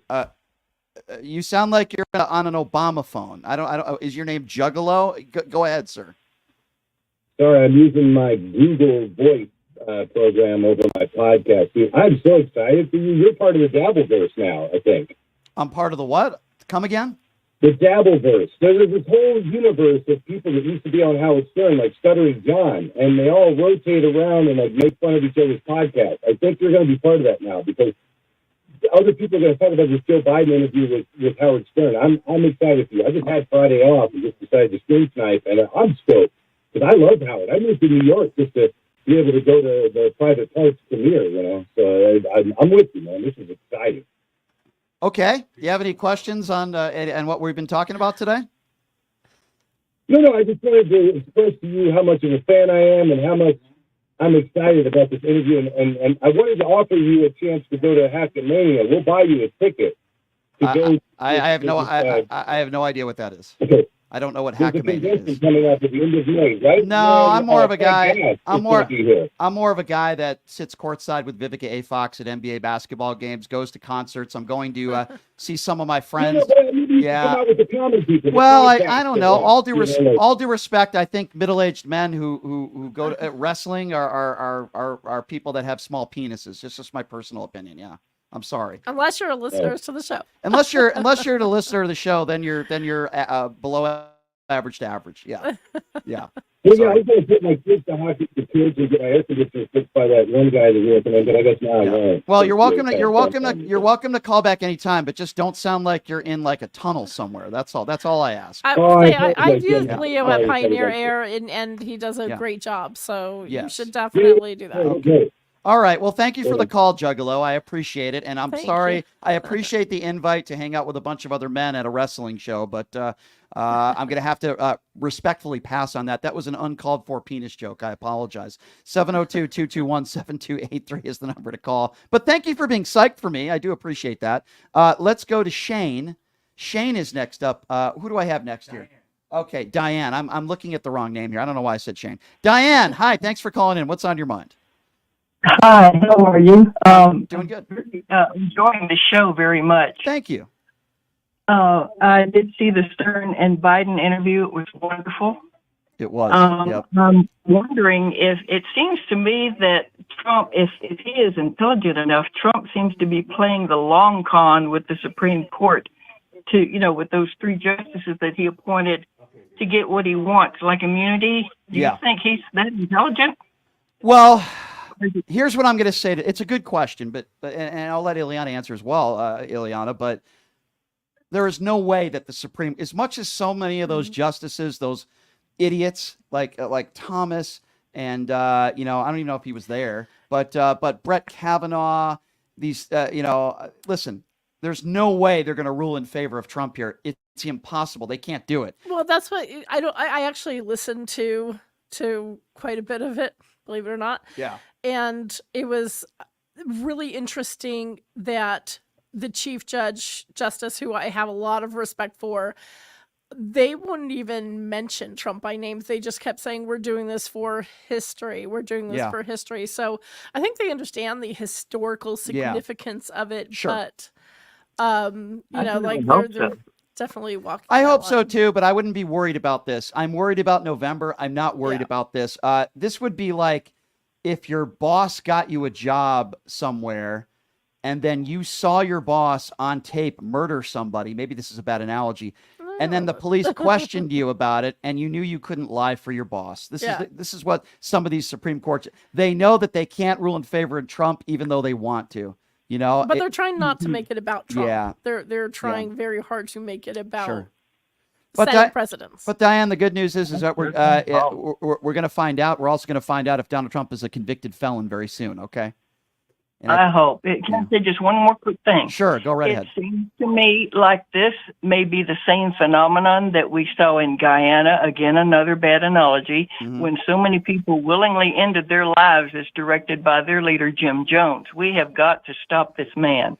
Yeah, I agree with you. For Biden. I agree. Make sure you vote. Make sure you get out there and help the Democratic Party get your friends and neighbors and out to vote. Yeah. So that's what's going to do it. And do yourself a favor, Diane. Listen to the Howard Stern interview with Joe Biden this morning. It's you're a gonna great trust me. interview. You're gonna like it. Okay. Fantastic. I certainly will. All right. You have Thank a great you day. for taking my call. Thank you, Diane. Anytime, dear. Thank you so much. 702-221-7283. Vivian is next up on Pushing the Limits. What's up, Vivian? Hi, how you doing today, Brian? Good. Thanks for calling in. What's on your mind, Vivian? Okay, I just really, really enjoyed the interview. I thought Biden did a great job explaining and being compassionate, which we really don't have in the other guy. The other guy is just a jerk, and that's just it. And I hope this brings these people who are on the fence, as they call it, back into line to see a decent person be in office, because that's what we need. We need that, and we need for not only him, but for the Senate and the House to be Democratic also in order to get some stuff passed, because the Republicans in the House are just out there. Well, they're not lawmakers. They're noisemakers. Jim Jordan has never passed a bill in his entire life.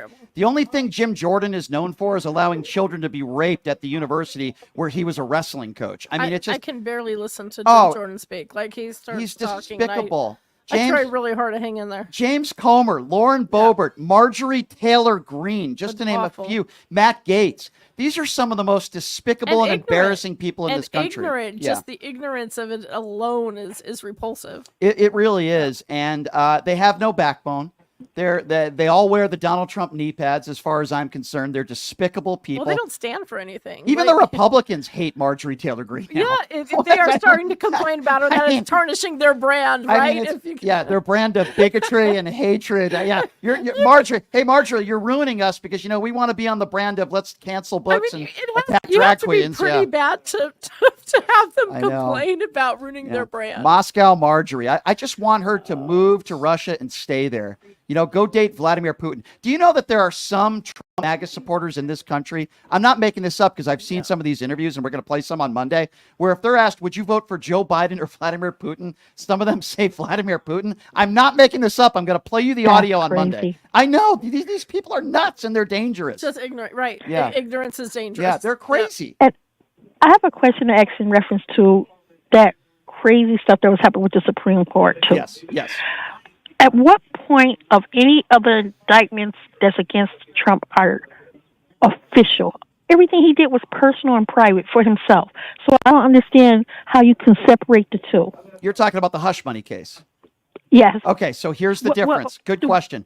First of all, Pecker, I got his name wrong, Mr. Pecker, he testified under oath in the trial that Donald Trump never, in regards to these hush money payments, never mentioned the family, never mentioned Melania, never mentioned his kids. He only mentioned the 2016 election. Michael Cohen is going to do the exact same thing, which means he did this at the directive so that he could keep this from the American people 2 weeks before the election. It had nothing to do with his family. He could care less about his family. Establishing intent. Yeah, right. Intent. So, But isn't that the same thing with Jack Smith and his prosecution of him too? That he was doing all that stuff for himself? Well, no. So he defied a subpoena for a year. He lied about the records, and here's possible breaking the Espionage Act, and here's where it gets even more thick. Some of Donald Trump's employees, at least one of them, says that they were directed to destroy evidence, video surveillance, when they were putting these records in other places at Mar-a-Lago. So clearly, In my opinion, he's going to be a convicted felon there. I also think he's going to be convicted here. I think this guy Pecker testifying from the National Enquirer is destroying the defense. And Michael Cohen takes the stand. Forget about it. It's over. It was a good thing that they put him on first because he really had no on this side or that side. He was telling the truth, and then Michael Cohen is really the backup on him to prove that what he said in the first place is true. I agree. By the way, I'm getting yelled at by people. They're saying, remember to ask people where they're calling from. I keep forgetting. Where are you? New York. Oh, I love. It's like my third time calling you. I'm like, I love my New Yorkers, and I appreciate you calling in. That's where the Howard Stern Show's been a home for years and years. Thank you so much. Thank you so much for calling in. You take care. Have a great weekend. Take care, Brian. Bye. You too. 702-221-7283. Let's go to Patrick. Patrick is next up on Pushing the Limits. Would this be MAGA Patrick calling in? Patrick, where do I have this interview wrong? Did you think it was a really bad interview? Oh, man. There's definitely some interesting clips that you have not aired on your broadcast there. Like what? And by the way, this isn't a podcast. It's a live radio show, but that's okay. Go ahead. Well, Biden did talk about that he got arrested standing on a porch with a black family during the civil rights movement. That never did take place. And he also talked about... Okay, so hold on. Let's go one by one. Let's go. Hey, Patrick. Patrick, we need to go one by one. Hold your MAGA horses. Let's start off with when he said he was arrested. Where did you get the evidence that Joe Biden was lying, and in what entity did they prove beyond the shadow of a doubt that the handcuffs were never put on Joe Biden? I just want to know where you got that information from. Since you're accusing Joe Biden of a liar, I do find it rich that you're a Trump supporter, but that's okay. So where did you get the evidence that Joe Biden lied about that? Who said that? Well, you can't prove a negative. It has come out that... Patrick, the answer is not you can't prove a negative. You're the one making... Patrick, the Washington Post did a fact check on it. Patrick, you're the one making the case, not me. Wait. The Washington Post already fact-checked an you're interview saying that happened a few hours ago? So you're saying the Washington Post today fact-checked Joe Biden, and they were able to question the police precinct and records that Joe Biden was never handcuffed. Is that what you're claiming, Patrick? I don't believe what I said. Okay, I don't believe you, Patrick. But where else in that interview did he lie? Go ahead. Well, you look it up on the Washington Go ahead. Post. Okay, go ahead. Give me another one. Go ahead. Well, he said that when he was a lifeguard that he saved the lives of 6 drowning people. And how would you know that? And how would you know that that's a lie? Well, it's kind of like there's no evidence that his uncle was eaten by cannibals, Brian. Okay, hold on. Let's go one by one. Hold on. I lifeguarded and saved people. That is entirely, that's what you do. So you have absolutely no evidence that that's not true. You're just assuming it's not true. But let's go back to the lying part, Patrick, because this is the part about you that I find very fascinating. Donald Trump has lied about everything in his life, whether it be the 2000... We're talking about Biden interview here, man. Stay on topic. Oh, I am on topic, and this is my show, and I'll do whatever the hell I want, you MAGA moron. Anything. Okay, you don't tell me what to do.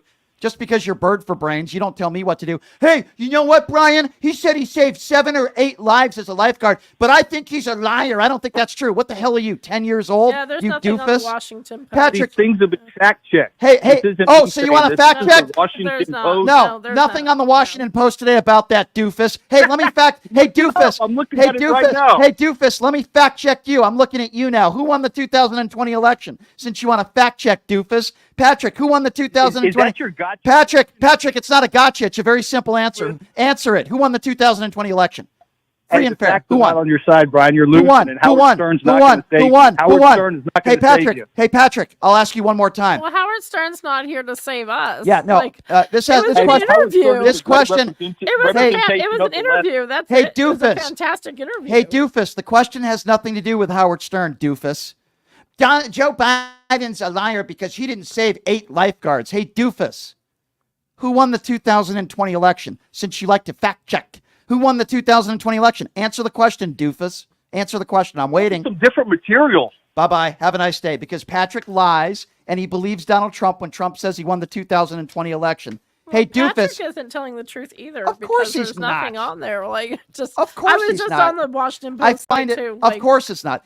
I find it so interesting that Patrick is the MAGA supporter who wears the Donald Trump knee pads, yet Patrick is going to claim that Joe Biden is the liar. It's so laughable and comical. You support the guy who lied 30,000 times when he was the president. He still lies about he the lies when he opens his mouth. Like, everything that guy says he lies about, but yet Patrick wants to say, oh my God, Joe Biden claims he saved 8 lives as a lifeguard. And even though I have no evidence to prove that Joe Biden is lying, I'm just going to assume he's a liar. And I don't remember Biden actually putting a number to that. It just, what a doofus. And that was only after Howard Stern asked, did you save lives? It wasn't. Hey, Patrick, here's what I want you to do, okay?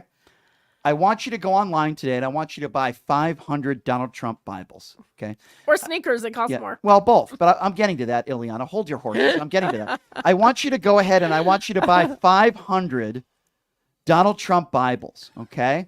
Then I want you to buy 500 gold sneakers, and then I want you to take every dollar out of your checking and savings account, which is probably somewhere around $30. But I want you to take every dollar out of your bank account, withdraw all the funds, and I want you to write a large check to Donald Trump, leaving you no money. Because Donald Trump will be your Lord and Savior. He's your Jesus Christ. And he will save the day because he's Mr. Honest, and he's going to save the economy and everything. Patrick, that's what I would like you to do. And then when you're broke and Donald Trump loses the election in November, I want you to pick up the phone and call Orange Turd and see if he will save you, because he won't. Have a nice weekend, dumbass. 702-221-7283 is the number to call. Let's go to Carl. Carl is next. What's up, Carl? How you doing, guys? Listen, that was a very good, the Stern Biden interview I thought was excellent. Biden, you got to understand, and his age and all, and his stuttering, sometimes he flips on things a little bit. He misquotes slightly, but he tries to tell the truth, which he does. If Trump was on there, it would be a completely different story. The interview would be full of lies completely. Mm-hmm. That's at least what I think. That's why he won't go on. And we all misspeak. We all get stories wrong. Like, it's amazing that we think that he should be something any different. He's 81 years old, so to remember something when he was in his 20s or teens. Yeah, I know. Let me leave you for the weekend with kind of a funny thing, but maybe it isn't. The way I look at the Republican Party today, one half of it exactly is made up of fairly rational people who do thinking, who are educated, whatever, who try to come to a right conclusion. That's about half. Those are the ones Trump hates because he loves the uneducated. So he doesn't like that half. Then the other half is made up of two halves. One part is the Trump part, which is people who are complete liars will vote for him because they love him. And the other part is the Marjorie Taylor Greene part, which are made up of the mentally ill, which they'll all vote for her. Mm-hmm. So I think that makes up the 3 parts of the Republican Party. Where's the punchline, though? I thought there was going to be a punchline there at the end. That's more sad. That's a bit depressing. That made me more sad. Yeah, I don't depressing. know. Well, Carl, thank you for depressing me, and I appreciate that. But unlike Biden, I might think of jumping off the bridge, but I'm not going to jump off the bridge like Joe Biden. 702-221-7283. Like, these are the people we live next to. Exactly. Exactly. All right, let's finish this segment with Kava. Hi, Kava. Thanks for calling in. Hi, Brian. How are you guys doing today? Good. Hi. So I just want to bring something up real quick. And I don't know why I'm saying this, because I've already addressed this multiple times on your show. To all you MAGAs still supporting these guys are even held liable for SA, you are a clown. We are tired of you. We've all had it with you guys. Donald Trump is going to be found guilty in court because of all the stuff that he's already been found guilty of. And there's nothing you guys can do about it. You guys can lie, you guys can buy everything he sells. It's not going to change anything. It does not matter. Yeah. How much you cry, you whine about it, you're done. It's simple as that. I mean, I'm not gonna argue with you. I just feel like, I'm gonna take the perspective of Howard Stern in that I am so disappointed with people in this country. If you don't want to vote for Joe Biden and you're a Republican, okay, that's one thing. We could have a conversation about that. But I am so disappointed with people that are just all in with Donald Trump. It's like, how can you support someone who is so despicable? Like, I can't even fathom it that there are so many people in this country that are so uneducated. And if you don't believe me, just go to some of these rallies and see some of these interviews of some of these people in middle America. They can't even put two sentences together. And those are the same people that are saying, Joe Biden can't put two sentences together. Oh, yes, he did. Yes, he can. First of all, just And one more thing State before of I the go, Union. if possible. Yeah. So I don't know if you know who the lieutenant governor of Missouri is. I don't know if you've heard of him, but again, he's going after the people who are immigrants like myself. Yeah. He has continued to go after us. He's still doing it live. And I was wondering if you would be willing to call him out for me, because I don't know what else to say. I've had it. I'm at the peak of. Well, I'm at my limit of. I'm at my limit of calling people out today, so I'll let Ileana do that. Thank you for the call, Cobb. I appreciate it. Ileana, you can call them out. I will call out anyone who promotes bigotry and so yeah, I'm on your side on that. I think that's disgusting. Yes, it is. But welcome to Donald Trump's base, ladies and Yeah, gentlemen. it absolutely is. Yep, and the people who get elected. Well, I'll because tell they're you coming what. from his base. You know who's in Donald Trump's base? The evangelical right. And we're going to take a quick break. And when we come back, she used to be on the evangelical right. In fact, she's a former pastor, and now she's turned into a life coach and an OnlyFans model. And it's always good talking pop culture with her. Her name is Nicole Mitchell, and we are going to take a quick break. And when we come back, we will be joined by her and talk about some of the pop culture stories of the day and a little bit more. We'll take a quick break. We'll be back right after this. It's Pushing the Limits right here on KS. Did you know that 99% of air conditioning issues start with airflow issues? Well, guess what? Pioneer Air has your back. They've been operating for 20 years in the industry within the Las Vegas area, large enough to handle all your air conditioning and heating needs, but small enough to know your first name. Pioneer Air focuses on preventative care, much like wellness checks for humans. They believe in wellness checks for air conditioning and heating systems to extend the life of the system you own. So what are you waiting for? Schedule your wellness check with Pioneer Air today. The number to call is 702-831-4840. Here's the best news. Mention this ad and you'll receive 10% off. Call Pioneer Air today. 702-831-4840. That number again, 702-831-4840. Who would have thought there'd be so many kids playing ice hockey in the desert? Jake Helb's Hockey Foundation and the Las Vegas Ice Warriors, founded by Gina Yusufzai 8 years ago, made it possible for families who can't afford the equipment and food. Donate today at www.hockeyforkids.org and help us continue making a difference. Join us in supporting Jake Helb's Hockey Foundation and the Las Vegas Ice Warriors, where every kid gets a shot at the starting line. Just a reminder, our website is www.hockeyforkids.org.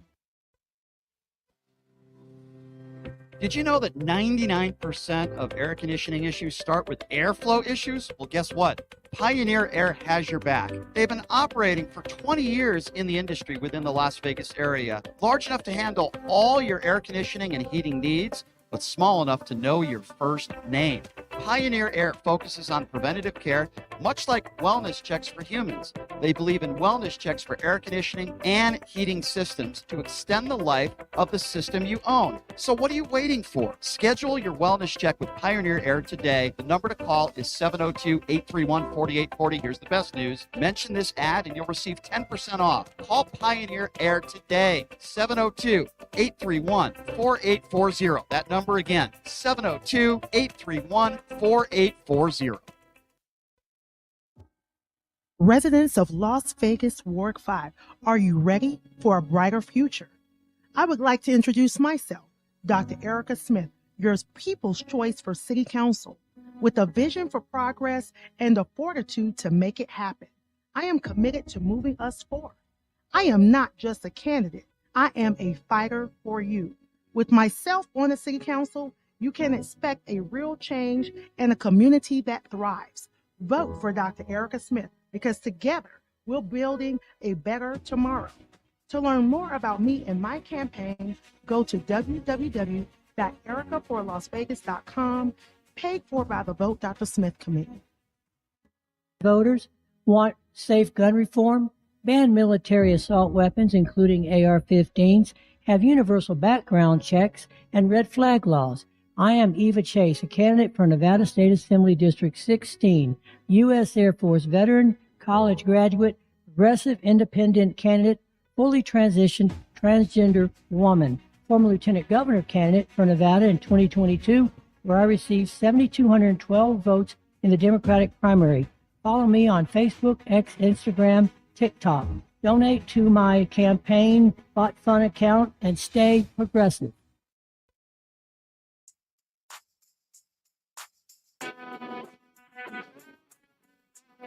All right, welcome back. It is Pushing the Limits on a Friday, baby. Hey, I got a really exciting weekend. I don't mean to brag. Do tell. Yeah. Some of my favorite bands, Alice in Chains and A Perfect Circle. I'm going to be catching them tomorrow, and then I'm going to head out to the Vegas Golden Knights game, playoff game, game 3. That's going to be a lot of fun. And then I'm moving to a new place in a couple days, so that's not fun. Fun that I'm going to be moving into a new place. Not the moving part isn't too much fun. So I'm boxing all my stuff and moving into a nicer place.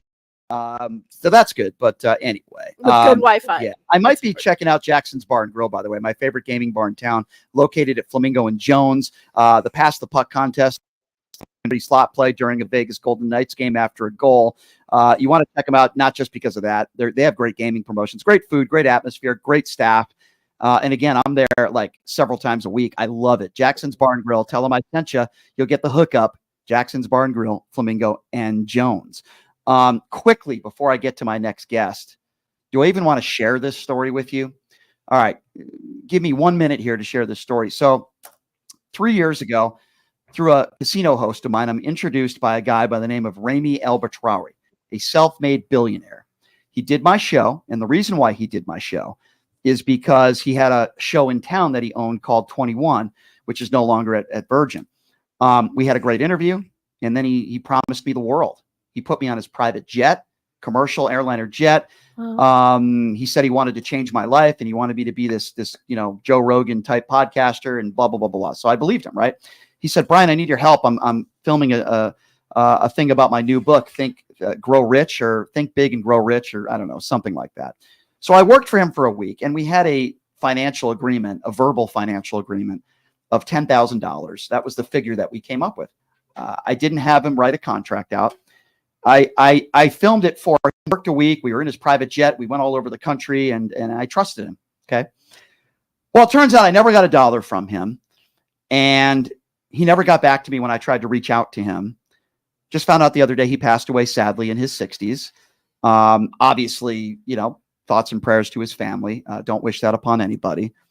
But it got me a thinking, and he used to teach all these lessons to people about how to think and grow rich and how to make money and be happy. Well, you know what? He taught me one lesson, and it wasn't any of that crap. He taught me you can't trust people, and you got to put things in writing. Yep. And sometimes when people become billionaires, it's because they screw people over. This guy screwed me over. And it got me thinking, because I haven't thought about him in a while, but I just heard that he had passed away, sadly. But that's the lesson I take from him. It's not how to think and grow rich, Right. and how to not trust scumbags who screw you over when they owe you money. So I just wanted to share that on the radio with all of you. Anyway, side note on that, I did want to mention that, and I didn't want to spend too much time on it. But the lovely lady joining us on the show right now, she is a former pastor. She joins us every Friday, and she's turned her life completely around for the better. I think she would agree with that. She is a life coach. We did some life coaching on the air a few weeks ago, and a beautiful OnlyFans model, the beautiful Nicole Mitchell, joining us right now. Nicole, thank you so much for being here. How are you? Of course, I'm so good. So good to see you. Thank you for having me on. Of course. Thank you for being here as always. All right. A little bit of life coaching. So I don't like to hold resentment towards people, especially after somebody passes away. How would you deal with a situation like that, where somebody screws you over for what I consider $10,000, not to him, but to me, a large sum of money? How do you deal with that moving forward? Do you just forget about it? Because we all have that in our life, right? We have grudges and stuff, and people that owe us money. From your life coaching, what advice would you give somebody when it comes to that? Yeah, this is a huge topic of forgiveness. And this is something we work on in my life coaching world, because if you don't know how to forgive, if you don't learn how to forgive, it can build up resentment. And this can actually become one of your biggest money blocks. Because, if your lesson from that unfortunate event is don't trust people, really, to grow wealth, it requires trust in some level, in some capacity, with different people, businesses, and investments. It all requires trust. So if a core takeaway is I don't trust people, you will cap yourself financially. So I help my clients learn how to forgive so we don't cap ourselves. So the way I like to do it is you have to be angry. You have to be angry, feel all the feelings. You cannot fake it. You That comes cannot force naturally to it. me. I'm always Yeah. angry. Very You've got natural. that A lot down of pat, feelings here. Brian. You've got that down pat. But then once you're ready to forgive, and this is the most important part, this is not when you should forgive, it's when you're ready to forgive. That's only up to you. Yeah. When you're ready to forgive, what I always challenge my clients to do is, can you see it from his perspective?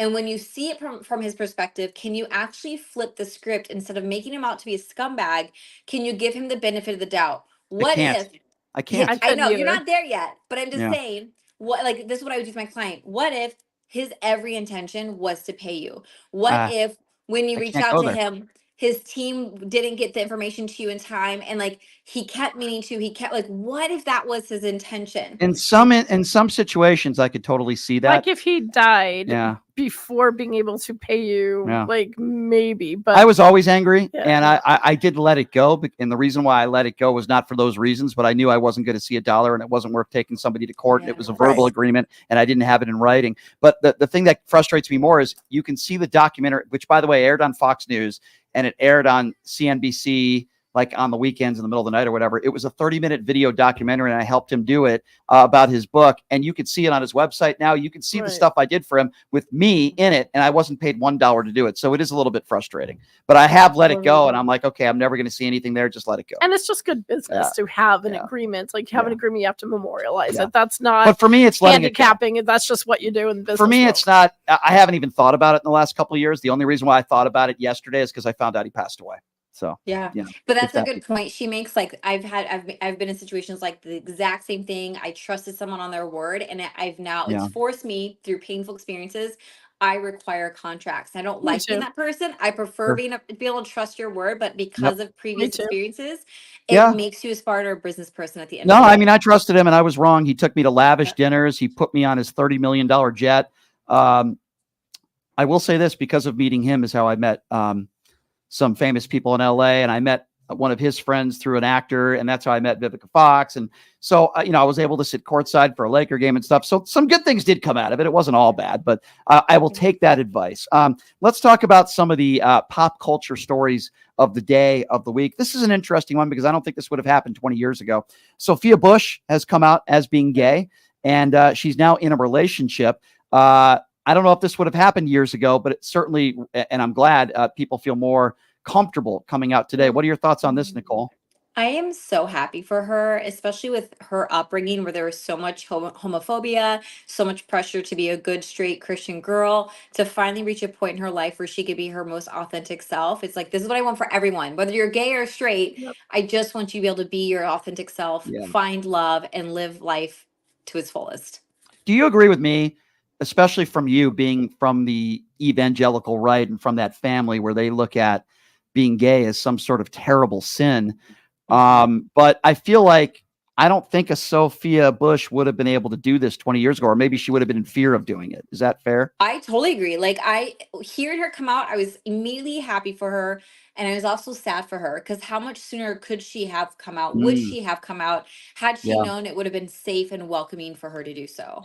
I agree. That's what I thought too. I thought, Yeah. wow, I'm so glad for her, but boy, it's too bad she couldn't. And you know what people don't understand, and Nicole, I think you totally understand this, but some people still on the evangelical right, they keep saying, why are so many people coming out as gay today? Where were they 10 or 20 years ago? And I think to myself, Still I don't gay, always, just right. not feeling open enough to be able to. Right. Yeah. And Ileana, I say I don't always say it to them, but I say, how stupid can you Yeah, be? I'm thinking to exactly. myself, how dumb are you to think that they're just coming out as gay now? No, it's because it's more socially acceptable now because there are less people like you, right? Yeah. Not you, Nicole. I mean, they're not able to. Yeah, they're not able Yeah. to think Would you about ag- what they. Yeah. would you agree with that, Nicole? Yeah. Totally. It's the same reason I hear people like, oh my God, there's so many divorced couples now. And I'm actually glad because society is finally to a point where women can actually survive on their own, where women are able to get credit cards, women are able to buy a house. Like these women didn't have these rights for most of our country's history. So Mhm. divorce was never an option. So yeah, just because we see more divorces, just because we see more people coming out, doesn't mean Right. it happened overnight. They've always been there, but there have been reasons why people have not been safely allowed to come out and live their truth. Unless you're Melania Trump and you have $5 necklaces you're selling for $300. But other than that, you're right. Most women don't need to do that to make a living and do very well. That was a cheap shot to Melania Trump. I can't help myself. This is a really cool story because everybody has, a bucket list, right? Everybody has something that some people, they want to go to Antarctica. I don't know. Some people want to go to Amsterdam. Some people want to do bungee jumping. I don't know. Everybody has a different, but for me, I want to go to the Masters one day, the golf tournament. So Ed Dwight is 90 years old, and on his bucket list was, I want to go to the moon one day. And this is an incredible story. And you could fill us in on this, Nicole, because apparently his dream is going to come true at the age of 90. He was chosen by, I can't remember the president at the time, in the 70s to be one of the potential astronauts that was being trained to go into space. He'd always wanted to go. This was a dream come true. He does the whole training, but because of the deep, deep, deep racism at the time, he was prevented from fulfilling his dream, and he thought he lost his dream forever. He went a completely different career for the rest of his life, and now he finally has the opportunity to fulfill his lifelong dream at age 90 to go into space, and I am so happy for him. That's awesome. That is super That is cool. really cool. I'd be afraid because I'm I'd really be terrified. I'm I have no claustrophobic. interest in going to claustrophobic space. too. I couldn't. Like but I wouldn't be afraid of walking on the moon in that spacesuit. I think that'd be a lot of fun. Yeah. And I wouldn't be scared of that. I'd be afraid of like going in the shuttle and being in those small confines for a while. That I would be scared of. But at 90, what does he have to What does he have to lose? Like, yeah, what does he have to lose? And he was trained, right? So this is obviously that's awesome. It's never too late. That just proves that. It's a really cool story. Speaking of being gay, we have this Billie Eilish. I'm not a huge fan, but we have this Billie Eilish queer awakening. Tell me, what is this all about? So I'm not surprised. I think I'm queer. So we have like a gaydar, we say, right? We can like pick out on queer people.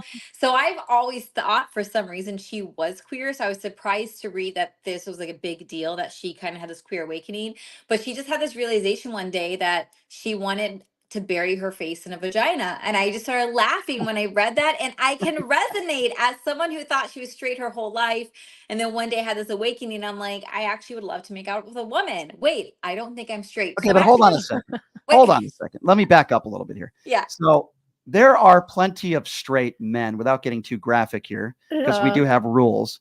There are straight men that would like to do that to themselves as well, but that doesn't necessarily mean that they're gay. Am I wrong in saying that?